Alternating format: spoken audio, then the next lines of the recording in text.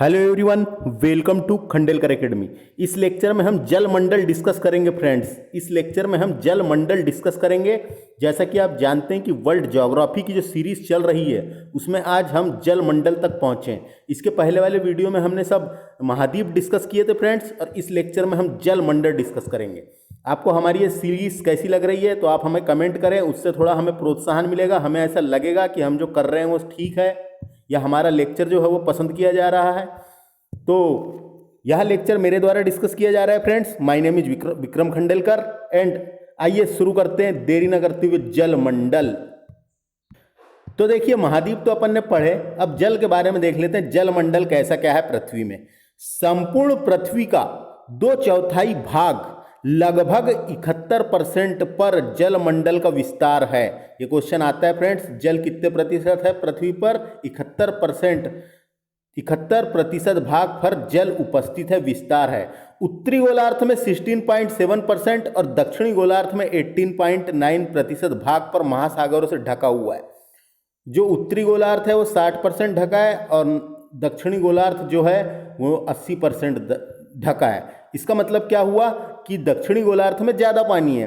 पृथ्वी पर उपस्थित जल की कुल मात्रा का 97.5% जल महासागर में है। तो 97.5% जल जो है ये महासागर में है, जो खारा है। महासागर का जो जल है फ्रेंड्स वो खारा है। जल राशि का मात्र 2.5%, ये इंपॉर्टेंट है, इसको याद रखना है। जल राशि का मात्र 2.5% भाग ही स्वच्छ जल या मीठा जल का है। कितना है? जल राशि का मात्र 2.5% भाग स्वच्छ जल या मीठा जल है। स्वच्छ यानी साफ जल है या मीठा जल है, तो याद रख सकते हैं इसे आप, ये 2.5 याद रखना है। धरातल पर गिरने वाले जल का लगभग 59% भाग महासागर एवं अन्य स्थलों से वाष्पीकरण के द्वारा वायुमंडल में चला जाता है। वाष्पीकरण के द्वारा वायुमंडल में चला जाता है, तो ये वाष्पीकरण के बारे में आप जानते हैं, वाष्पीकरण के द्वारा वायुमंडल में वापस चला जाता है। शेष भाग धरातल पर बहता है। शेष भाग धरातल पर बहता है, कुछ भूमि में रिस जाता है और कुछ भाग हिमनद का रूप ले लेता है। हिमनदी का रूप ले लेता है, तो ये याद रखना है फ्रेंड्स। महासागरीय जल के दो महत्वपूर्ण भाग है, एक तो है तापमान और दूसरा है लवणता। दूसरा क्या है? लवणता। लवणता का मतलब होता है खारापन, ज्यादा खारापन है ना। तो महासागरीय जल के दो महत्वपूर्ण गुण मिलते हैं, एक तो है तापमान और दूसरा लवणता, तो याद रखना है। अब आगे चलते हैं अपन। जलमंडल को हाइड्रोस्फीयर कहते हैं फ्रेंड्स इंग्लिश में। हाइड्रोस्फीयर का वह बड़ा भाग जिसका कोई निश्चित सीमा ना हो उसे महासागर कहते हैं। महासागर को इंग्लिश में क्या कहते हैं? ओशियन। तो ये याद रखना है। जलमंडल हाइड्रोस्फीयर का वह भाग जिसकी कोई निश्चित सीमा ना हो उसे महासागर कहलाता है। भूगोलविदों ने पृथ्वी के महासागर भाग को चार महान महासागरों में विभाजित किया है फ्रेंड्स। एक है प्रशांत महासागर में विभाजित किया है, दूसरा अटलांटिक महासागर में, तीसरा हिंद महासागर में और चौथा आर्कटिक महासागर में। तो ये 4 महासागर मिलते हैं बड़े अपने को पृथ्वी में, जिसमें सबसे बड़ा महासागर है प्रशांत महासागर और सबसे छोटा महासागर है आर्कटिक महासागर। तो ये याद रखना है, यहाँ से क्वेश्चन आते हैं। 4 भागों में विभाजित किया है। 4 महासागरों के नाम हैं प्रशांत महासागर, अटलांटिक महासागर, हिंद महासागर और आर्कटिक महासागर। सबसे बड़ा प्रशांत है, सबसे छोटा आर्कटिक है। अब आगे चलते हैं फ्रेंड्स। महासागर की औसत गहराई 3800 मीटर तक और स्थल की औसत ऊंचाई 8040 मीटर तक होती है। स्थल की ऊंचाई तथा महासागरों की गहराई को उच्चतामितीय वक्र कहते हैं। तो ये हाइड्रोस्पोग्राफिक मीटर कर्व द्वारा प्रदर्शित किया जाता है। ये इंपॉर्टेंट है, ये आ सकता है।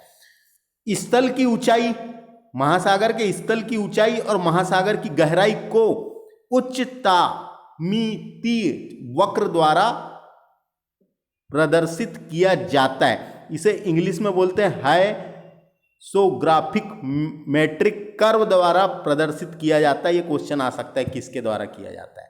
अगला, अब बात करते हैं समुद्र की। अपन तो अभी देखे थे महासागर के बारे में, महासागर यानी ओशियन। अब क्या बात कर रहे हैं अपन? समुद्र की। समुद्र क्या होता है फ्रेंड्स?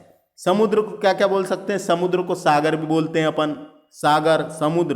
तो जल का वह बड़ा भाग जो तीनों तरफ से जल से घिरा हो तथा एक तरफ महासागर से मिला हो उसे समुद्र कहते हैं फ्रेंड्स। जो जल का वह बड़ा भाग जो तीनों तरफ से जल से घिरा हो और एक तरफ से महासागर से मिला हो उसे समुद्र कहते हैं। उसे समुद्र कहते हैं, उसे सागर भी कहते हैं। अपन ने पढ़े हैं, कई सागर पढ़े हैं, छोटे सागर, बड़े सागर। तो ये आपको डेफिनेशन थी। अब खाड़ी क्या होता है देख लेते हैं फ्रेंड्स। खाड़ी, गल्फ, जैसे अपन ने खाड़ी पढ़े, बंगाल की खाड़ी पढ़े, कई प्रकार की खाड़ियां पढ़े हैं अपन ने। समुद्र का उथला भाग जो प्रवेश कर जाने पर जो जल का क्षेत्र बनता है उसे खाड़ी कहते हैं। समुद्र का स्थलीय भाग जो प्रवेश कर जाने पर जो जल का क्षेत्र बनता है उसे खाड़ी कहते हैं। तो खाड़ी ये होती है। और एक ये होता है बे भी होता है। एक बे, एक दो किनारा स्थल से घिरा होता है। इसका दो किनारा स्थल से घिरा होता है और एक तरफ टापुओं का समूह होता है और दूसरी तरफ मोहाना समुद्र से मिला होता है, उसे बे कहते हैं फ्रेंड्स, उसे बे कहते हैं, है ना। तो ये आपको याद रखना है, थोड़ी सी ये जानकारी थी। उसके बाद आगे चलते हैं। सामान्य महासागर जल का तापमान लगभग 5 डिग्री सेल्सियस से 33 डिग्री सेल्सियस के बीच होता है। तो ये याद रखना है, महासागर का जो औसत तापमान है वो 5 डिग्री सेल्सियस से 33 डिग्री सेल्सियस के बीच होता है। महासागर जल की सतह का औसत दैनिक तापमान लगभग 1 डिग्री सेल्सियस होता है। तो ये भी एक फैक्ट है। उसके बाद अगला देखिए, महासागरीय जल का उच्चतम वार्षिक तापक्रम अगस्त में, उच्चतम वार्षिक तापक्रम अगस्त में एवं न्यूनतम वार्षिक तापक्रम फरवरी में अंकित किया जाता है। तो ये भी आपको पता होना। आकार के अंतर के कारण अटलांटिक महासागर में वार्षिक तापांतर प्रशांत महासागर की अपेक्षा अधिक है। तो अटलांटिक महासागर में अधिक है फ्रेंड्स प्रशांत महासागर की अपेक्षा। उत्तरी गोलार्ध और दक्षिण गोलार्ध की तुलना में तापांतर अधिक होता है। तो उत्तरी गोलार्ध में दक्षिणी गोलार्ध की तुलना में, तो उत्तरी गोलार्ध में ज्यादा तापांतर है, याद रखना है ये। विश्व का सबसे बड़ा महाद्वीपीय सेल आर्कटिक महासागर का साइबेरियन सेल है। तो ये भी याद रखना है, जो एक सेल है विश्व का सबसे बड़ा महाद्वीपीय सेल आर्कटिक महासागर का साइबेरियन सेल है। तो ये भी इसको जानकारी है ना आपको। उसके बाद एक नोट लिखा हुआ है, उसको देख लेते हैं। सेल, महाद्वीपीय सेल प्रत्येक महाद्वीप का विस्तार सीमांत होता है जो अपेक्षाकृत उथला समुद्र तथा खाड़ियों से घिरा होता है। सेल्फ अत्यंत तीव्र ढाल पर समाप्त होता है। इसकी औसत प्रवणता 1 डिग्री या उससे कम होती है। तो ये आपको याद रखना है, एक नोट लिखा हुआ था। उसके बाद देखिए, महाद्वीपीय सेल पर लंबे समय तक प्राप्त स्थल तल छटी अवसाद जीवाश्म ईंधन के स्रोत बन जाते हैं। तो वैसी जगह में जीवाश्म ईंधन जो पेट्रोलियम निकलता है जीवाश्म ईंधन के स्रोत बन जाते हैं वैसी जगह में। महाद्वीपीय ढाल की औसत गहराई 200 मीटर से 3000 मीटर के बीच है फ्रेंड्स। इसकी ढाल की, महासागरीय ढाल की गहराई की बात हो रही है। उसके बाद देखिए यहाँ पे एक चार्ट बना हुआ है जो देख लेते हैं, मोस्ट इंपॉर्टेंट है, यहाँ से क्वेश्चन आ जाता है। विश्व में 10 बड़े तटीय सीमा वाले देश, ये क्वेश्चन आते रहता है। विश्व में सर्वाधिक तटीय सीमा वाला देश कौन सा है? तो कनाडा, याद रखना है सबसे पहले। देखिए कनाडा अपन ने देश पढ़े हैं। सर्वाधिक तटीय सीमा किस देश की है? तट की बात हो रही है यहाँ, क्या तट की। तो देखिए इसकी इतनी है 2,02,080 किलोमीटर। दूसरे नंबर में नॉर्वे है, तीसरे में इंडोनेशिया है फ्रेंड्स, तीसरे में इंडोनेशिया है और चौथे में रूस है, पांचवें में Philippines, Japan, Australia, USA, Antarctica, New Zealand, चीन। ऐसा करके आपको क्रम याद रखना है, जिसमें 4 का तो आप याद ही रखें। सबसे लंबी तटरेखा वाला देश पूछेगा तो कनाडा है, दूसरे नंबर में नॉर्वे है, तीसरे नंबर में है इंडोनेशिया और चौथे नंबर में रूस। तो ये आपको याद रखना है, 4 तो आप याद रखें। सर्वाधिक तटीय सीमा वाले देश की बात हो रही है ना, इसमें कंफ्यूज नहीं होना है, देश की बात हो रही है। कनाडा, नॉर्वे, इंडोनेशिया और रूस। तो ये आपको समझ में आ गया होगा। आगे चलते हैं अपन। देखिए कुछ महत्वपूर्ण गर्त दिए हुए हैं, कुछ महत्वपूर्ण गर्त दिए हुए हैं महासागरों के, तो इनको भी अपने को देखना है। क्वेश्चन आ जाते हैं कौन सा गर्त किस महासागर में है, खासकर वनडे एग्जामों में पूछ लिए जाते हैं। तो देखिए सबसे पहले बात करते हैं अपन प्रशांत महासागर की, जो सबसे बड़ा महासागर है। प्रशांत महासागर का सबसे गहरा गर्त है मेरियाना गर्त। मेरियाना गर्त, ये मेरियाना गर्त को चैलेंजर ट्रेंच, चैलेंजर गर्त, चैलेंजर है, चैलेंजर गर्त के नाम से भी जाना जाता है या चैलेंजर ट्रेंच के नाम से भी जाना जाता है। फिलीपींस के पास है ये पूरब में, फिलीपींस के पास, है ना, तो जिसकी गहराई कितनी है देखिए 11,022 मीटर। तो ये सबसे गहरा गर्त है पूरे महासागरों में। तो कौन से महासागर में? प्रशांत महासागर में। उसके बाद प्रशांत महासागर का दूसरा गर्त मिलेगा 9,000 मीटर है, टोंगा। टोंगा गर्त, यह ऑस्ट्रेलिया के पास है। टोंगा, अपन ने देश पढ़े थे ऑस्ट्रेलिया द्वीप समूह जब पढ़े थे उस टाइम पे एक टोंगा देश था, वहां पे है टोंगा। उसके बाद तीसरा बात करते हैं अपन प्रशांत महासागर का। तीसरा गर्त है मिडनाओ गर्त। मिडनाओ गर्त ये फिलीपींस द्वीप के पास है, ये भी मिडनाओ गर्त। तो ये प्रशांत महासागर के 3 गर्त हैं गहराई वाले, तीनों को याद रखना है। उसके बाद देखिए अटलांटिक महासागर जो पश्चिम द्वीप समूह में पड़ता है उसका नाम है प्यूरिटो रिको। प्यूरिटो रिको गर्त का नाम है, 8,392 किलोमीटर गहरा है ये। तो प्यूरिटो रिको किसका है पूछा जा सकता है, किस महासागर का गर्त है? तो ये अटलांटिक का है। उसके बाद देखिए दक्षिण अटलांटिक महासागर का अलग गर्त है, एक दक्षिण में है ना दक्षिण में, उसका नाम है रोमासे। रोमासे, रोमासे गर्त 7,254 मीटर गहरा है ये। उसके बाद सबसे ज़्यादा पूछा जाता है हिंद महासागर का। हिंद महासागर का जो गर्त है वो जावा द्वीप के पास पड़ता है। हिंद महासागर का गर्त है जिसका नाम है सुंडा गर्त, नाम सुना होगा आपने, जावा गर्त भी बोलते हैं इसको, जावा गर्त या सुंडा गर्त। 8,152 मीटर गहरा है, इसे सुंडा गर्त के नाम से जाना जाता है। तो सुंडा गर्त हिंद महासागर का सबसे गहरा गर्त है, तो याद रखना है फ्रेंड्स, है ना। तो ये याद रखना है आपको यहाँ से जो मैंने बताया। उसके बाद जब महासागर पढ़ेंगे वहाँ भी और देखेंगे। नोट लिखा है देखिए, वर्तमान में लगभग 57 गर्त खोजे गए हैं, जिसमें से 32 प्रशांत महासागर में है, 19 अटलांटिक महासागर में है एवं 6 हिंद महासागर में है। तो इतने खोज लिए गए हैं वर्तमान में फ्रेंड्स। उसके बाद देखिए लवणता के प्रति हजार, यानी लवणता को प्रति हजार में व्यक्त करते हैं। लवणता को प्रति हजार में व्यक्त किया जाता है, क्वेश्चन आ सकता है कभी। जो लवणता नापी जाती है, जो समुद्र का खारापन नापा जाता है, वो किस में नापा जाता है? प्रति हजार में व्यक्त करते हैं। समुद्र जल की औसत लवणता लगभग 35 प्रति हजार होती है, लगभग 35 प्रति हजार होती है, याद रखना इंपॉर्टेंट है। उसके बाद देखिए 24.7% लवणता को खारे जल को सीमांकित करने का उच्च सीमा माना गया है, याद रखना है। 24.7 की लवणता को खारे जल को सीमांकित करने का उच्च सीमा माना गया, सीमांकित करने का। उसके बाद आगे चलते हैं देखिए, सामान्य खारेपन वाले स्थानों को मिलाने वाली खींची गई रेखा को आइसो लवण रेखा कहा जाता है। आइसो लवण, लवण से तो आपको समझ में ही आ गया, लवण का मतलब क्या है? खारापन। लवण का मतलब क्या है? खारापन, यानी सामान्य खारेपन वाली जगह को मिलाने वाली रेखा को समलवण रेखा कहते हैं, समलवण रेखा कहते हैं। इसे इंग्लिश में याद रखना है फ्रेंड्स, आइसोहेलाइन। आइसोहेलाइन, ये आइसोहेलाइन परीक्षा में पूछा जाता है। हेलाइन से याद रखना ना, हेलो, हेलो लिखा हुआ है, हेलाइन यानी हेलो। हेलो हेलो करते हैं अपन, कोई भी अपने घर आता है तो उसको हेलो करते हैं, बिस्कुट देते हैं, नमकीन खिलाते हैं, तो ऐसा नमकीन याद रख लेना हेलो से, तो आपको याद आ जाएगा। तो सामान्य खारेपन वाले स्थानों को मिलाने वाली खींची गई रेखा को समलवण रेखा कहते हैं, जिसे इंग्लिश में आइसोहेलाइन रेखा कहलाता है।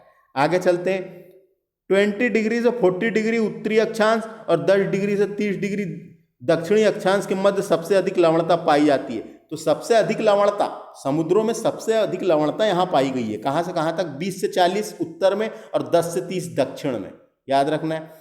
तुर्की की वान झील आपने पढ़े थे, झील अभी पढ़ाए नहीं है अपन ने। तुर्की में झील है एक जिसका नाम है वान झील, ये सर्वाधिक लवणता वाली झील है फ्रेंड्स, विश्व की सर्वाधिक लवणता वाली झील है। इतनी ज़्यादा लवणता है इसकी कि 330% लवणता पाई जाती है यहाँ पे। 330% लवणता, सर्वाधिक खारे पानी की यानी सर्वाधिक लवणता वाली झील है वान झील। कहाँ पर अगर क्वेश्चन आता है? तुर्की में है। सर्वाधिक लवणता वाली झील है, 330%, याद रखना है आपको। दूसरे नंबर की सर्वाधिक लवणता कहाँ पाई जाती है? तो मृत सागर में पाई जाती है। मृत सागर जॉर्डन में पढ़े थे अपन ने, एक सागर है मृत सागर, ये इसमें है 238% लवणता है यहाँ पे। तो दूसरे नंबर का समझ में आ गया, पहले का वान झील, दूसरे का मृत सागर। अगला चलते हैं, लवणता साधारण गहराई के साथ साथ बढ़ती है। देखो लवणता कब बढ़ेगी? जब समुद्र जैसे जैसे गहरा होते जाएगा, गहराई में अपन जाते जाएंगे तो लवणता बढ़ते जाएगी, तथा एक स्पष्ट छेद जिसका है हेलोलाइन कहा जाता है जो यहाँ तीव्रता से बढ़ती है। समुद्र जल की बढ़ती लवणता उसके घनत्व को बढ़ाती है। तो घनत्व भी बढ़ेगा, लवणता बढ़ेगी तो घनत्व भी बढ़ेगा, कोई समझने वाली बात है, ये तो कोई दिक्कत नहीं है। उच्च लवणता वाला समुद्र जल प्राय कम लवणता वाले समुद्र जल प्राय से नीचे बैठ जाता है। तो याद रखना ये क्या बोला गया है, उच्च लवणता वाला समुद्र जल प्राय कम लवणता वाले समुद्र जल से नीचे बैठ जाता है। तो उच्चता वाला नीचे बैठ जाता है जिसमें ज़्यादा लवणता रहती है। उसके बाद देखिए कि चार्ट बना है, इसको देख लेते हैं। अभी तो अपन ने देखे थे फ्रेंड्स तटीय रेखा वाले देश देखे थे सर्वाधिक। अब देखना है यहाँ पे 10 बड़े देश देखना है जिसका क्षेत्रफल यानी विश्व के 10 बड़े जल क्षेत्र वाले देश। जल का जो क्षेत्र है, जो जल लगा हुआ है, जो समुद्र से लगे हुए देश है, तो क्या है ये विश्व के 10 बड़े जल क्षेत्र वाले देश देखना है। तो ये क्वेश्चन आएगा, तो ये कनाडा पहले में है, याद रखना है। देखो यहाँ भी कनाडा था, सीमा में भी, और ये क्षेत्र में भी कनाडा है। दूसरे नंबर में देखो रूस है, रूस बहुत बड़ा देश है, तो रूस दूसरे नंबर में है। तीसरे नंबर में अमेरिका है, चौथे में भारत है, भारत का स्थान चौथा है, याद रखना है। भारत हिंद महासागर से छूता है दक्षिण में, तो भारत का स्थान चौथा है, फिर चीन है, फिर ईरान है, फिर इथोपिया है, फिर कोलंबिया, इंडोनेशिया और कांगो। तो इसके कुल क्षेत्रफल का 8.9% भाग जल है ना, किसके, कनाडा के। देखिए यहाँ पे ये लिखा हुआ स्टार लगा है, यहाँ भी स्टार लगा है। इसके कुल क्षेत्रफल का 8.9% भाग पर जल है। तो उसके देश के अंदर भी कई जगह झील है ना, उसको भी जोड़ा है इसने, तो जल है ना। अब देखिए नोट लिखा है, यहाँ किसी देश में स्थित सभी प्रकार के जल भाग को जोड़ा गया है। ये सभी प्रकार के जल भाग को जोड़कर बताया गया डाटा है, जैसे कि देश में स्थित नदी, झरना, झील, तालाब आदि को जोड़कर बताया गया। फ्रेंड्स याद रखना है, विश्व में सबसे बड़े जल क्षेत्र वाले देश में कनाडा पहले में है, दूसरे में रूस, तीसरे में यूएसए, चौथे में भारत है, भारत का स्थान चौथा है, याद रखना है। अब चलते हैं आगे अपन। भूमध्य सागर की लवणता उच्च वाष्पीकरण के कारण अधिक है। तो याद रखना है, भूमध्य सागर अपन ने पढ़े थे, सागर है एक, भूमध्य सागर की लवणता उच्च वाष्पीकरण के द्वारा अधिक है। गाई 8 स्पाट यानी गाई 8 सपाट शीर्ष वाले समुद्र पर्वत को गाई 8 कहते हैं। गाई 8 किसे कहते हैं, गाई 8 उसे कहते हैं सपाट शीर्ष वाले समुद्री पर्वतों को गाई 8 कहते हैं, ये भी याद रखना है। प्रशांत महासागर में गुआम द्वीप के समीप स्थित मेरियाना गर्त, मैंने बताया था अभी सबसे गहरा है। प्रशांत महासागर में गुआना द्वीप के समीप मेरियाना गर्त सबसे गहरा गर्त है फ्रेंड्स, सबसे गहरा गर्त है पूरी पृथ्वी का। इसकी गहराई लगभग 11 किलोमीटर है, यानी 11,022 मीटर, यानी 11 किलोमीटर। इसे चैलेंजर गर्त के नाम से भी जाना जाता है, मैंने बताया था अभी, इसे चैलेंजर गर्त भी कहते हैं। उसके बाद सोल क्या होता है देख लेते हैं। जलमग्न उथला हुआ भाग जहां जल की गहराई छिछली होती है उसे सोल कहा जाता है। यह प्रवाल से बना नहीं होता, यानी प्रवाल से बना नहीं होता, लेकिन सोल कहते हैं। जलमग्न उथला वह भाग जहां जल की गहराई छिछली होती है उसे सोल कहते हैं, याद रखना है। उसके बाद ग्रेट बैरियर रीफ पढ़े थे अपन ने। ग्रेट बैरियर रीफ मूंगे की चट्टान जो प्रशांत महासागर में थी, ऑस्ट्रेलिया के पूर्वी भाग में, वही है ये। यह ऑस्ट्रेलिया के क्वींसलैंड के समीप संसार की सबसे बड़ी प्रवाल भीति मूंगे की चट्टान प्रशांत महासागर में स्थित है, याद रखना, मैंने बता दिया था ऑस्ट्रेलिया महाद्वीप के टाइम पे इसके बारे में अच्छे से। आगे चलते हैं फ्रेंड्स, अब बात करते हैं यहाँ से पूरे महासागरों की बात करेंगे अपन, पूरे जो 4 महासागर है उनकी बात करेंगे। देखो यहाँ तक दिया हुआ है, अच्छे से बात करेंगे, ध्यान से देखना है वीडियो को। अब बात करते हैं सबसे पहले अपन प्रशांत महासागर की। प्रशांत महासागर, इस महासागर का क्षेत्रफल बहुत बड़ा है ना। तो अपने जलमग्न समुद्र के साथ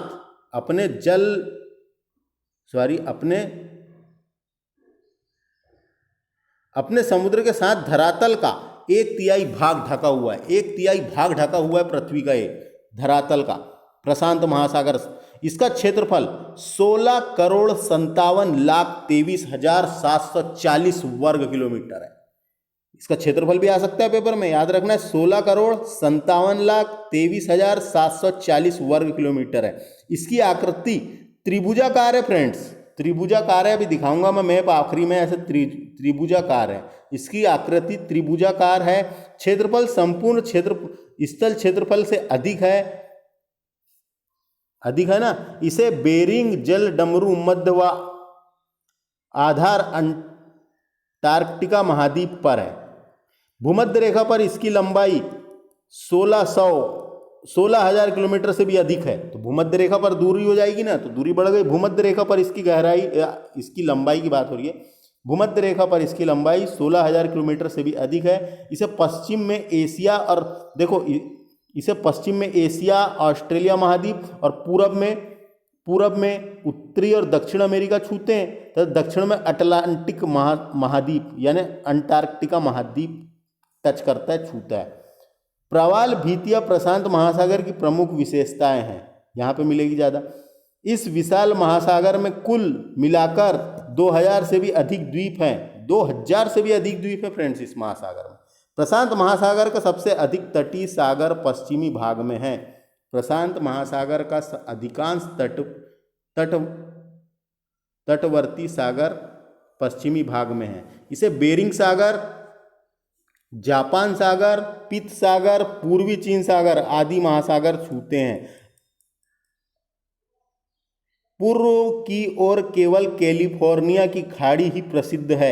इसके पूर्व की अगर बात करें तो सिर्फ कैलिफोर्निया की खाड़ी ही प्रसिद्ध है, जो अमेरिका के पास है ना। इसके बेसिन की औसत गहराई 7,300 मीटर है। इसके बेसिन की औसत गहराई 7,300 मीटर है। तो ये था फ्रेंड्स प्रशांत महासागर, जिससे आपको याद रखना है प्रशांत महासागर सबसे बड़ा महासागर है। क्षेत्रफल कितना है? 16,57,23,740 वर्ग किलोमीटर, है ना। यह विश्व का सबसे बड़ा महासागर है। इसकी आकृति त्रिभुजाकार है ना, ये याद रखना है। उसके बाद इसका सबसे गहरा गर्त मैंने बता दिया था, मेरियाना गर्त, जिसे चैलेंजर गर्त भी कहा जाता है। फिलीपींस के पास स्थित है वो जो गर्त है। तो इससे इतना ही। और इसके अंतर्गत कुछ कुछ सागर आते हैं जो मैंने आपको बताया था, जैसे जापान सागर, बेरिंग सागर, है ना, पीला सागर, जावा सागर, सब इसी के भाग हैं फ्रेंड्स। प्रशांत महासागर से इतना ही।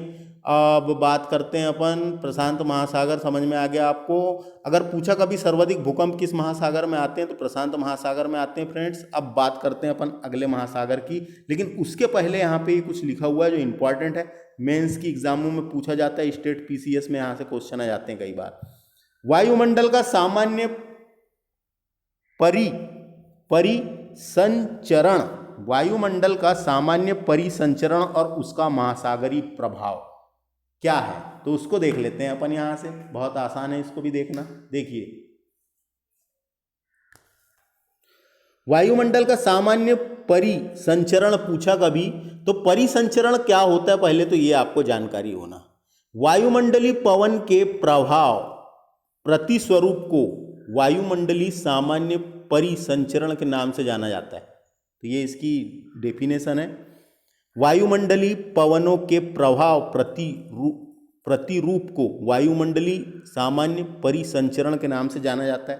तो ये अगर इसका प्रभाव पूछा कभी महासागर पर क्या प्रभाव पड़ता है, तो वायुमंडल का सामान्य परिसंचरण महासागरीय धाराओं को प्रभावित करता है। महासागर की जो धाराएं होती है उसे प्रभावित करता है, जो पृथ्वी की जलवायु को परिवर्तित करता है, जो पृथ्वी की जलवायु को परिवर्तित करता है। प्रभाव का भी पूछा तो वायुमंडल का सामान्य परिसंचरण महासागरीय धाराओं को प्रभावित करता है, जो पृथ्वी के जलवायु को प्रभावित करता है ना। पृथ्वी के जो जलवायु है उसे प्रभावित करता है, प्रवाहित करता है।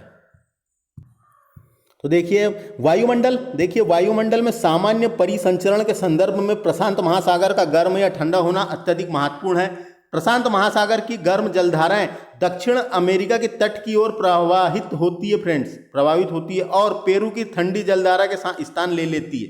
पेरू के तट पर इन गर्म जलधाराओं की उपस्थित एल नीनो, ये एल नीनो जलधारा का नाम है, जो एक गर्म जलधारा है। याद रखना, क्वेश्चन आता है कैसी जलधारा है? गर्म जलधारा है।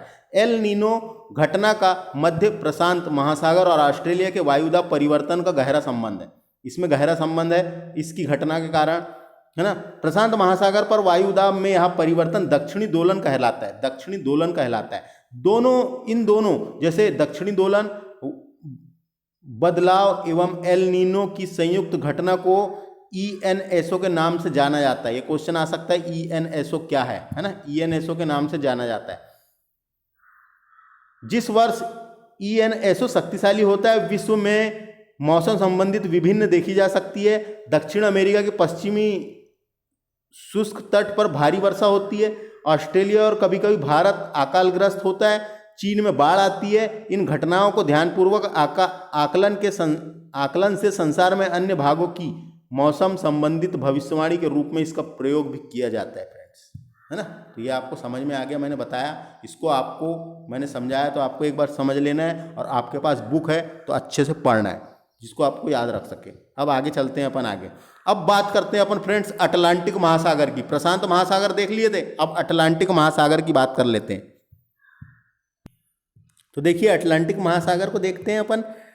यह संपूर्ण संसार का छठा भाग है। इसका क्षेत्रफल 8,29,63,800 किलोमीटर है। 800 किलोमीटर वर्ग किलोमीटर है फ्रेंड्स, जो प्रशांत महासागर से लगभग आधा है। संसार के क्षेत्रफल का लगभग 16% भाग पर तो यही है। इसकी आकृति अंग्रेजी के एस आकार की है। एस आकार की है, ऐसा है ना, देखा अभी मैप दिखाऊंगा मैं, तो इसकी आकृति अंग्रेजी के एस आकार की मिलती है। इसके पश्चिम में दोनों अमेरिका, उत्तर अमेरिका और दक्षिण अमेरिका पश्चिम में, पूरब में यूरोप और अफ्रीका, दक्षिण में अंटार्कटिका महाद्वीप स्थित है। उत्तर में ग्रीनलैंड है, हडसन की खाड़ी है, बाल्टिक सागर है, उत्तरी सागर है और मैग्न तट स्थित है। इस महासागर की सबसे महत्वपूर्ण विशेषता इसमें मध्य अटलांटिक कटक है। मिड अटलांटिक रिड्ज है। मिड अटलांटिक रिड्ज है, तो वहां पे एक ऐसी वो बना हुआ है, मिड अटलांटिक रिड्ज है।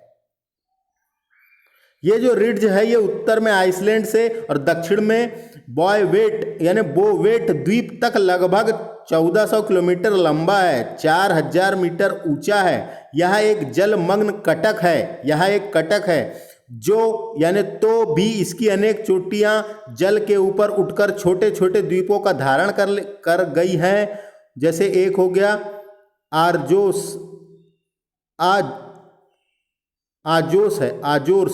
आजोर्स का पाइको द्वीप तथा केप वर्दे आइसलैंड इसके उदाहरण है फ्रेंड्स। सबसे तीखी चोटी भूमध्य रेखा के निकट सेंट पॉल नामक द्वीप समूह की है। दक्षिण अटलांटिक महासागर में बरमूडा प्रवाल द्वीप, आसेंस द्वीप, ट्रिस्टा दी कान्हा द्वीप, सेंट हेलेना गुआ द्वीप और बोवेट द्वीप ज्वालामुखी द्वीप है। तो ये कुछ द्वीप है जो ज्वालामुखी द्वीप है। यह महासागर पश्चिमी डिग्री यानी 55 डिग्री उत्तरी अक्षांश के पास अधिक चौड़ा होता है और यहाँ इसे टेलीग्राफिक पठार के नाम से जाना जाता है ना। भूमध्य रेखा के निकट रोमांस गंभीर द्वीप इसे दो भागों में बांटता है। उत्तरी भाग डॉल्फिन श्रेणी और दक्षिणी भाग चैलेंजर कटक कहलाता है फ्रेंड्स। अटलांटिक महासागर के तट के साथ बेफिन की खाड़ी, हडसन की खाड़ी, उत्तर सागर, बाल्टिक सागर, मेक्सिको की खाड़ी, भूमध्य रेखा, कैरिबियन सागर महत्वपूर्ण सागर है। इस महासागर के अटलांटिक महासागर की तटरेखा बहुत कटी छटी है। इसके कारण इसकी तटरेखा की लंबाई प्रशांत एवं हिंद महासागर की तटरेखा की कुल लंबाई से अधिक है। कटी छटी तटरेखा पर बहुत अच्छे बंदरगाह भी हैं यहाँ। व्यापार की दृष्टिकोण से अटलांटिक महासागर संसार का सबसे अधिक व्यस्त महासागर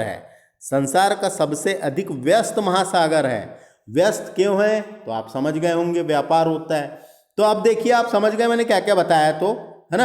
अब देखिए अटलांटिक महासागर की बात कर लेते हैं फिर से, है ना। मैंने क्या बताया, यहाँ विश्व का दूसरा सबसे बड़ा महासागर है फ्रेंड्स। दूसरा, पहला तो प्रशांत, विश्व का दूसरा सबसे बड़ा महासागर है। इसका आकार अंग्रेजी के एस समान है, ये याद रखना है। और इसके अंतर्गत कैरिबियन सागर, मेक्सिको की खाड़ी, हडसन की खाड़ी, उत्तरी सागर, बाल्टिक सागर, डेविस जल डमरू मध्य, लेबेड्रो सागर, भूमध्य सागर, नॉर्वेजियन सागर इत्यादि आते हैं। और इस अटलांटिक महासागर को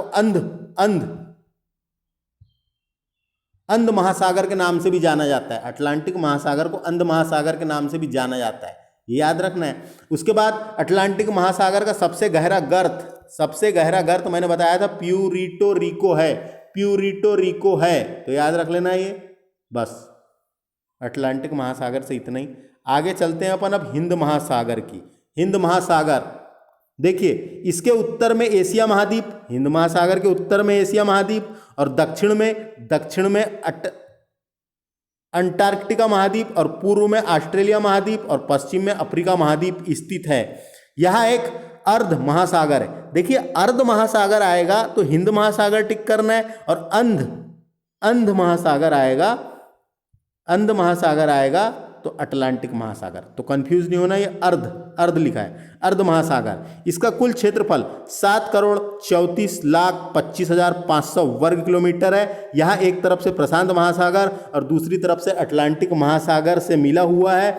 कर्क रेखा इस महासागर के उत्तरी सीमा है, यानी कर्क रेखा इस महासागर की उत्तरी सीमा है। इसे भारत के दक्षिण पश्चिम तट के समीप लक्षद्वीप मिलेगा, मालदीव मिलेगा, मालदीव देश मिलेगा। मालदीव प्रवाल द्वीप के उदाहरण है। मॉरिशस और रियूनियन द्वीप ज्वालामुखी प्रक्रिया से उत्पन्न हुए। मॉरिशस द्वीप और यूरेनियन द्वीप ज्वालामुखी प्रतिक्रिया से उत्पन्न हुए। इस महासागर का सबसे बड़ा द्वीप मेगाडास्कर द्वीप है। यह आता है हिंद महासागर का सबसे बड़ा द्वीप मेगाडास्कर द्वीप है। मेगाडास्कर के पूर्व में मॉरिशस द्वीप भी स्थित है। मॉरिशस द्वीप भी स्थित है। इस महासागर में वास्तविक तटवर्ती सागर दो ही हैं। इस महासागर के वास्तविक तटवर्ती सागर दो ही हैं, एक लाल सागर और फारस की खाड़ी। एक लाल सागर और फारस की खाड़ी। अरब सागर और बंगाल की खाड़ी की गणना भी सागरों में ही की जाती है, लेकिन यह हिंद महासागर के उत्तर विस्तार मात्र ही है। डियागो गार्सिया द्वीप इसी महासागर में स्थित है। ये इंपॉर्टेंट है। डियागो गार्सिया द्वीप हिंद महासागर में स्थित है। ये इंपॉर्टेंट है। तो हिंद महासागर आपको समझ में आ गया। क्या बताया मैंने हिंद महासागर के बारे में? यह विश्व का तीसरा सबसे बड़ा महासागर है, जिसका अधिकांश भाग दक्षिणी गोलार्ध में है।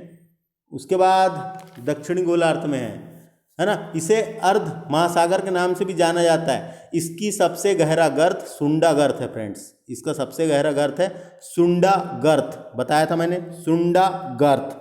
अब बात करते हैं अपन आर्कटिक महासागर की। आर्कटिक महासागर उत्तरी ध्रुव में स्थित है। ये सबसे उत्तरी ध्रुव में स्थित है और सबसे छोटा सागर है। तो देखिए इसको पढ़ लेते हैं। यह उत्तरी ध्रुव से चारों ओर से घिरा हुआ है। यह उत्तरी ध्रुव में चारों ओर है। यह आर्कटिक वृत्त के अंदर स्थित है। सबसे ऊपर में आर्कटिक वृत्त है ना, आर्कटिक वृत्त, तो उसके अंदर स्थित है। वास्तव में यह अटलांटिक महासागर का ही उत्तरी विस्तार है। यह बेरिंग जल संधि नामक उथले समुद्र के सकरे भाग द्वारा प्रशांत महासागर से जुड़ा हुआ है। यह यूरोप, एशिया, उत्तर अमेरिका उत्तरी तटों से घिरा हुआ है। इसका अधिकांश भाग वर्ष भर हिम की मोटी परतों से ढका रहता है। बर्फ की यानी हिम की मोटी परतों से ढका रहता है। सेली बीच सागर इसी महासागर में स्थित है। सेली बीज सागर कहाँ है? आ सकता है इसी महासागर में स्थित है। सेली बीज सागर इसी महासागर में स्थित है। तो आपको समझ में आ गया आर्कटिक महासागर के बारे में। यह उत्तरी ध्रुव पर स्थित है, सबसे छोटा महासागर है और इसका सबसे गहरा स्थान पूछा कभी तो यूरेशियन बेसिन। तो ये आपको समझ में आ गया फ्रेंड्स, है ना। उसके बाद एक नोट लिखा है, देखिए महासागर में सबसे बड़ा प्रशांत महासागर है और सबसे छोटा आर्कटिक महासागर है। ऐसे ही क्वेश्चन डायरेक्ट वनडे एग्जाम में पूछ लिए जाते हैं। तो ये तो पढ़ लिया हमने टॉपिक जलमंडल वाला हमने टॉपिक देखे, जिसमें पूरे महासागरों के बारे में देखे और कुछ इंपॉर्टेंट। देखिए परीक्षा में कुछ इंपॉर्टेंट ही विशेष प्रकार के ही क्वेश्चन निकल के आते हैं जो आपको याद रखना है, खासकर वनडे एग्जामों में, है ना। तो देखिए प्रशांत महासागर को अपन ने थ्योरी तो पढ़ लिए थे जो कन्वेंशनल दिया हुआ था, लेकिन अब मैप के थ्रू देख लीजिए इसे। देखिए ये है प्रशांत महासागर, ये मैप है प्रशांत महासागर का। देखिए प्रशांत महासागर में देखिए प्रशांत महासागर के यहाँ से ये गई है 180 डिग्री देशांतर रेखा, 180 डिग्री देशांतर रेखा, जिसे अंतरराष्ट्रीय तिथि रेखा के रूप में जाना जाता है। तो देखो यहाँ से गई है ये। और अपन ने इससे क्या पढ़े थे? सबसे बड़ा महासागर है ये, सबसे बड़ा महासागर है। यह विश्व का सबसे बड़ा महासागर है। इसकी आकृति त्रिभुजाकार है, तो त्रिभुजाकार आकृति दी गई है इसकी, है ना। तो आप लगा सकते हैं कोई भी तरीका से, इसकी आकृति कैसी है? त्रिभुजाकार है। इसकी आकृति त्रिभुजाकार है। इसका सबसे गहरा गर्त देखे थे अपन ने, एक मेरियाना गर्त जिसे चैलेंजर गर्त कहा गया था। देखिए ये है 1000 कितना है 11,022 मीटर गहरा, है ना। मेरियाना गर्त मेरियाना गर्त, जिसे चैलेंजर गर्त कहा गया था, देखो यहाँ पे फिलीपींस के पास। दूसरा गर्त देखे थे अपन ने एक मिडनाओ गर्त, मिडनाओ गर्त देखिए ये अभी यहाँ पे है, ये मिडनाओ गर्त है ना फिलीपींस के पास। और एक और टोंगा गर्त देखे थे, टोंगा कहाँ लिखा दिख रहा है, देखो टोंगा खाई, टोंगा गर्त। तो 3 गर्त देखे थे अपन ने प्रशांत महासागर के, है ना। प्रशांत महासागर के देखो ये है उत्तरी प्रशांत महासागर, बहुत बड़ा है, उत्तरी प्रशांत महासागर ये है, दक्षिणी प्रशांत महासागर ये है। मैप के थ्रू आपको याद होना है, ये उत्तरी प्रशांत महासागर, ये दक्षिणी प्रशांत महासागर। और ये इतना बड़ा है, बहुत बड़ा महासागर है। इसका क्षेत्रफल मैंने बताया था आपको, कितना बताया था, 16,57,23,740 वर्ग किलोमीटर में फैला हुआ है। देखिए इधर साइड में ये किससे लगा हुआ है, उत्तर अमेरिका से लगा है, दक्षिण में दक्षिण अमेरिका से लगा है। इधर देखेंगे आप तो इधर में एशिया से टच करता है। ये फिलीपींस आ गए सब, फिलीपींस या ऑस्ट्रेलिया, है ना, ये द्वीप समूह आ गए यहाँ पे। तो ये आप देख सकते हैं। तो ये था, ये है प्रशांत महासागर फ्रेंड्स। तो प्रशांत महासागर आपको समझ में आ गया। प्रशांत महासागर में कुछ कटक भी देखने को मिलेंगे, जैसे देखिए हवाईयान कटक, ये कटक होते हैं ये, तो सब ये पूर्वी प्रशांत कटक, तो इसको आप देख सकते हैं पोस्ट करके अच्छे से। फिजी बेसिन ये देखने को मिलेगा, दक्षिण पश्चिम प्रशांत बेसिन, न्यूजीलैंड का पठार, ये न्यूजीलैंड भी देखिए यहाँ पे, तस्मान सागर इससे लगा हुआ है, तस्मान सागर, ये अपन ने सब देख लिए हैं, अपन ने वो पढ़े थे जब, कोरल सागर, कोरल सागर, है ना, ये फिजी बेसिन, तो ये अपन देख चुके हैं। ये दक्षिण दक्षिण उत्तर दक्षिण प्रशांत बेसिन, तो इसको अपन ने देख चुके हैं ये, तो आप इसको देख सकते हैं। और अच्छे से ये जापान आ गया इधर साइड में, है ना, ये एशिया वाला भाग है, ये फिलीपींस सागर, उसकी इधर देखिए फिलीपींस सागर की इस तरफ है दक्षिण चीन सागर। तो ये प्रशांत महासागर का मैप है, ये गई है 180 डिग्री देशांतर रेखा। और देखो ये यहाँ से गई है ये भूमध्य रेखा, ये भूमध्य रेखा 0 डिग्री विषुवत रेखा, ये कर्क रेखा गई है ये, और ये मकर रेखा गई है ना। तो ये मैप के थ्रू आपको दिखाया गया है उत्तरी प्रशांत महासागर, दक्षिण प्रशांत महासागर, ये है प्रशांत महासागर का मैप फ्रेंड्स, जिसको आपको याद रखना है, जिसको आपको याद रखना है। देखिए यहाँ से देख लीजिए जी कैसा है, इसको आप याद रख सकते हैं। प्रशांत महासागर का मैप ये है। अब बात करते हैं अपन प्रशांत महासागर के बाद बात करते हैं अपन अटलांटिक महासागर की। अटलांटिक महासागर का मैप देखिए। अटलांटिक महासागर के बारे में अपन ने क्या पढ़े थे, अटलांटिक महासागर के बारे में अपन ने पढ़े थे कि वो दूसरा बड़ा महासागर है, या विश्व का दूसरा बड़ा महासागर है। इसका आकार अंग्रेजी के एस समान है। इसका आकार देखो अंग्रेजी के एस समान पढ़े थे ना, देखिए ये बन गया एस, इसलिए इसका आकार अंग्रेजी के एस समान है कहा गया है। इसका आकार अंग्रेजी के एस समान है, पढ़े थे। इसके अंतर्गत कैरिबियन सागर आता है, तो देखिए यहाँ पे कैरिबियन सागर है। इसके अंतर्गत मैक्सिको की खाड़ी, ये यहाँ पे मैक्सिको की खाड़ी। उसके बाद हडसन की खाड़ी, ये है हडसन की खाड़ी, ये सब लगे हुए हैं। इससे उत्तरी सागर है ना। उसके बाद बाल्टिक सागर, डेविस जल, अमरूमद्र, लेबेड्रो सागर, भूमध्य सागर देखिए यहाँ पे मिलेगा इधर साइड, भूमध्य सागर, नॉर्वेजियन सागर, ये ऊपर में है नॉर्वे के पास नॉर्वेजियन सागर, ये सब लगे हुए हैं। तो ये बताया गया है। अब देखिए यहाँ से ये गई है 0 डिग्री देशांतर रेखा, यहाँ से आई है देखो ये 0 डिग्री देशांतर रेखा। ये ऊपर में लंदन था, लंदन के ग्रीनविच शहर से गुजरी है ना, तो ये है 0 डिग्री देशांतर रेखा। और यहाँ से देखिए ये गई है भूमध्य रेखा। ये भूमध्य रेखा और 0 डिग्री देशांतर रेखा यहाँ मिलती है फ्रेंड्स, गिनी की खाड़ी में मिलती है। ये क्वेश्चन आ सकता है कभी, कहाँ मिलती है, गिनी की खाड़ी में, अफ्रीका के पश्चिम में गिनी की खाड़ी में मिलती है। तो ये यहाँ पे मिली है देखो, एक गिनी खाड़ी में। ये ऊपर में जो है उत्तरी गोलार्ध में ये कर्क रेखा है, ये नीचे में है ये दक्षिण गोलार्ध में ये मकर रेखा है ना। तो ये आपको याद रखना है, ये उत्तरी अटलांटिक महासागर, ये दक्षिणी अटलांटिक महासागर बोल दिए इसको, बहुत बड़ा होने के कारण। उत्तरी अटलांटिक महासागर यूरोप से लगा है, अफ्रीका से लगा है, इधर साइड में इससे लगा है उत्तर अमेरिका से, दक्षिण अमेरिका से लगा है। ये दक्षिण अटलांटिक महासागर देखिए अफ्रीका से लगा है, दक्षिण अमेरिका से टच है, तो आप इसको देख सकते हैं। उसके अलावा अपन ने यहाँ क्या पढ़े थे, एक कटक के बारे में पढ़े थे, मध्य अटलांटिक कटक। तो देखिए ये लिखा हुआ है, ये देखिए ये है मध्य अटलांटिक कटक, यहाँ से आया है देखो, ये ऐसा मध्य अटलांटिक कटक पूरा ऐसा है। कटक के बारे में पढ़े थे ना एक मध्य अटलांटिक कटक, तो यही है मिड अटलांटिक रिड्ज। उत्तर में आइसलैंड और दक्षिण में बेवोट द्वीप तक गया है। ये इधर नीचे मिलेगा बेवोट द्वीप गया है तक गया है। और ऊपर में कहाँ तक गया, आइसलैंड तक। देखिए आइसलैंड ये है, ये ये आइसलैंड, ये पूरा कटक है ना। तो ये क्या नाम था इसका, मध्य अटलांटिक कटक।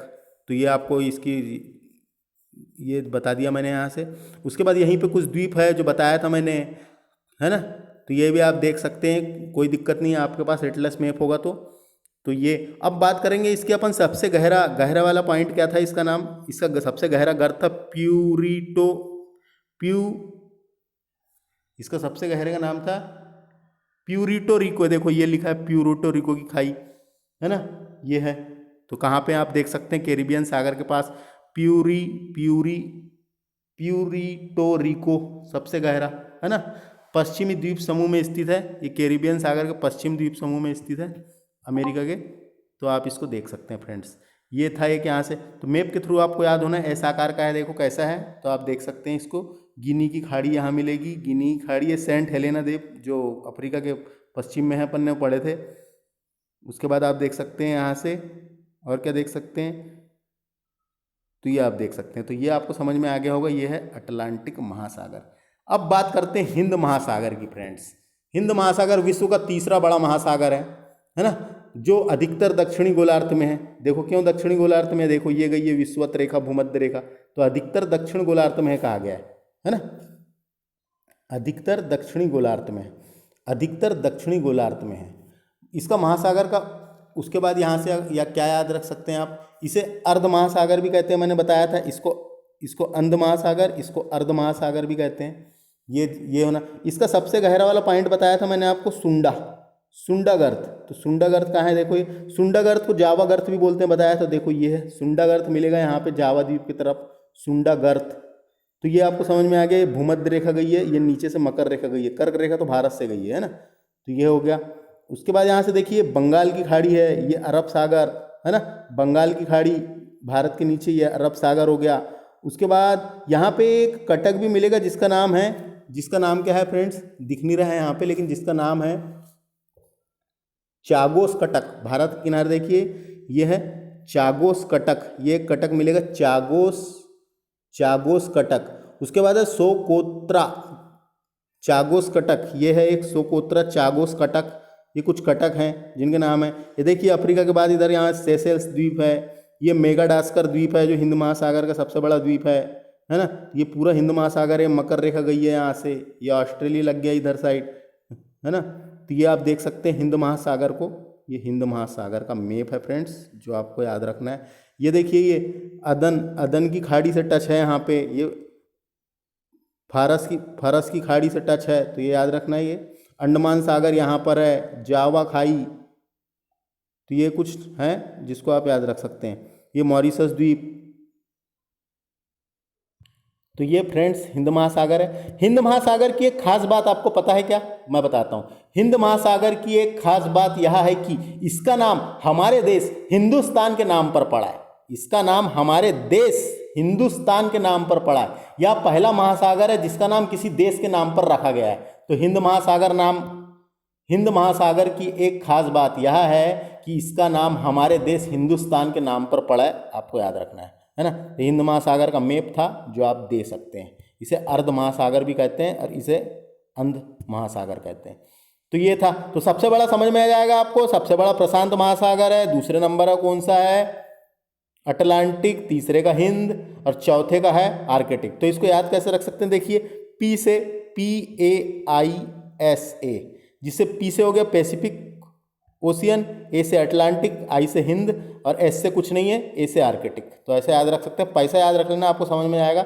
एस से कुछ नहीं है, पी से पैसिफिक महासागर, ए से अटलांटिक, आई से हिंद, ए से आर्कटिक। तो ये ट्रिक थी इसकी। अब बात करते हैं अपन, अब चलते हैं कहाँ, अब चलते हैं याले सागर में जिसका नाम है आर्कटिक सागर। आर्कटिक सागर के बारे में देख लेते हैं, इसको अच्छे से देख लेते हैं।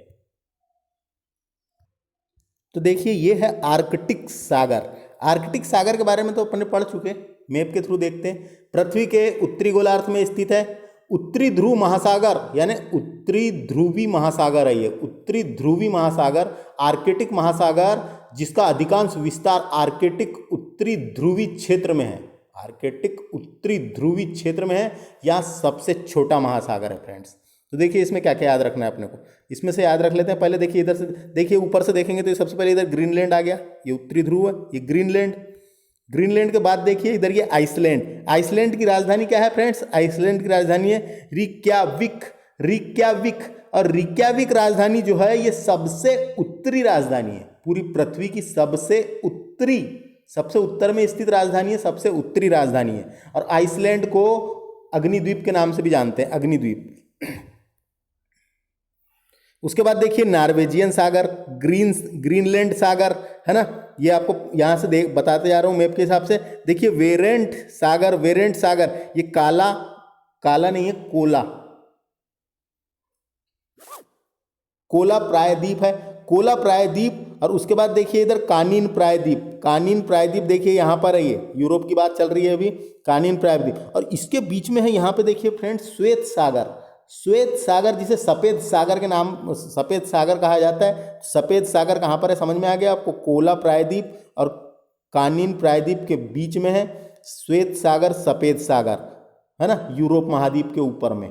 उसके बाद देखिए वेरेंट सागर, ये बता दिया। उसके बाद कारा सागर, कारा सागर भी है एक, कारा सागर। इसके बाद आगे चलते हैं, एक तैमीर, तैमीर प्रायद्वीप है यहाँ पे, जो रूस का भाग है, तैमीर प्रायद्वीप। उसके बाद है एक लाप्तेव सागर, देखिए ये है लाप्तेव सागर।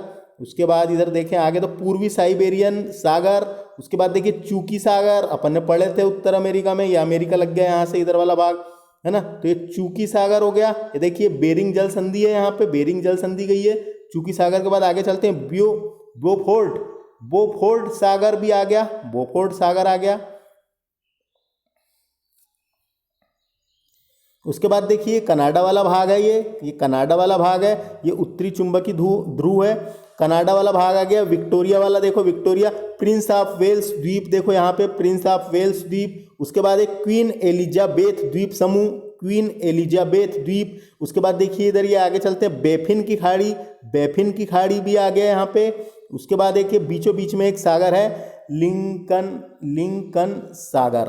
तो ये सागर की स्थिति कुछ जो मैंने आपको बताया, और उसके बाद द्वीप भी है। तो ये बीच में है उत्तरी ध्रुव फ्रेंड्स। देखिए उत्तरी ध्रुव के ये इधर जो गई है, ये है 180 डिग्री, 180 डिग्री देशांतर रेखा, जिसे तिथि रेखा, अंतरराष्ट्रीय तिथि रेखा कहा जाता है। और ये 0 डिग्री देशांतर रेखा, 0 डिग्री देशांतर रेखा। तो ये 0 डिग्री देशांतर रेखा है, ये 180 डिग्री देशांतर रेखा है। तो ये समझने वाली बात है, इसको समझ जाइए। और ये जो ऐसी वाली रेखा है, ये तो अक्षांश रेखा है ना फ्रेंड्स, समझ में आ गया होगा, ये अक्षांश रेखा है। तो ये उत्तरी ध्रुव था। उत्तरी ध्रुव से आपको क्या क्या याद रखना है समझ में आ गया। ये देखो इधर साइड था ये स्वीडन, फिलीपींस, रूस, ये रूस का भाग था, या आप याद रख सकते हैं, देख सकते हैं मैप देखने से थोड़ा सा आपको पता चल सके। देखिए अलास्का पर्वतमाला, तो ये पर्वतमालाएं मिल जाएगी यहाँ पे आपको। तो ये था ये इसका मैप जो आप देख सकते हैं इसको। आइसलैंड भी देख लिया आपने, इधर साइड है। तो ये बीच में है उत्तरी ध्रुव, है ना, जिसको तो उत्तरी ध्रुव। अब यहाँ पे ही एक सागर है जिसका नाम क्या है, आर्कटिक सागर। ये आर्कटिक सागर जो है ये विश्व का सबसे छोटा महासागर है। सॉरी सागर बोल दिया मैंने, महासागर है ये भी, तो महासागर है। तो आपको समझ में आ गया फ्रेंड्स। तो मैप के थ्रू भी देख लिया अपन ने, तो सबसे छोटा समझ में आ गया। आप ट्रिक के हिसाब से बना लेंगे, मैंने बताया था PAISA, ये S को हटा देना है। और ये 4 सागर का क्रम है, कभी क्रम आ सकता है। P से पैसिफिक ओशियन, A से हो गया Atlantic ocean, Indian ocean, A से आर्कटिक ओशियन। तो एक क्रम था जो क्षेत्रफल के आधार पर था। तो ये हमने मैप के हिसाब से भी देख लिया फ्रेंड्स। तो मैप भी आपको याद रखना है, उसके हिसाब से कई क्वेश्चन सही हो जाते हैं या माइंड में एक इमेज बन जाती है। तो इस लेक्चर में हमने जलमंडल डिस्कस किए थे और पूरे महासागर के बारे में देखे थे। इसके बाद वाले लेक्चर में मिलते हैं फ्रेंड्स, जिसमें हम महासागरीय जल धाराएं डिस्कस करेंगे। तो आपको हमारा ये लेक्चर कैसा लगा तो आप कमेंट करके बता सकते हैं फ्रेंड्स। और हमारे इस चैनल को सब्सक्राइब कर लें, जिससे आपको निश्चित ही मदद मिल सकेगी। तो नमस्ते।